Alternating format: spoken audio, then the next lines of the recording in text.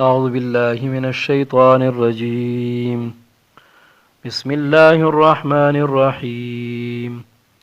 يا بني إسرائيل اذكروا نعمتي التي أنعمت عليكم وأني فضلتكم على العالمين. واتقوا يوما لا تجزي نفس عن نفس شيئا ولا يقبل منها عدل ولا تنفعها شفاعة ولا هم ينصرون. وإذ ابتلى إبراهيم ربه بكلمات فأتمهن قال إني جاعلك للناس إماما قال ومن ذريتي قال لا ينال عهد الظالمين. وإذ جعلنا البيت مثابة للناس وأمنا واتخذوا من مقام إبراهيم مصطلى وعهدنا إلى إبراهيم وإسماعيل أن طهرا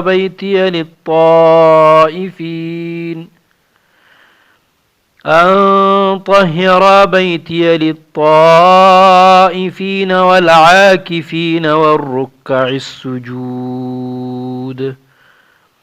وإذ قال إبراهيم رب اجعل هذا بلدا آمنا وارزق أهله من الثمرات من آمن منهم بالله واليوم الآخر قال ومن كفر فأمتعه قليلا ثم أضطره إلى عذاب النار وبئس المصير. وإذ يرفع إبراهيم القواعد من البيت وإسماعيل ربنا تقبل منا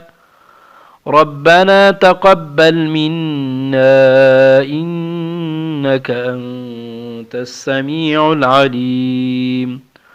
ربنا واجعلنا مسلمين لك ومن ذريتنا أمة مسلمة لك وأرنا مناسكنا وتب علينا إنك أنت التواب الرحيم. ربنا وابعث فيهم رسولا منهم يتلو عليهم آياتك ويعلمهم الكتاب والحكمة ويزكيهم إنك أنت العزيز الحكيم.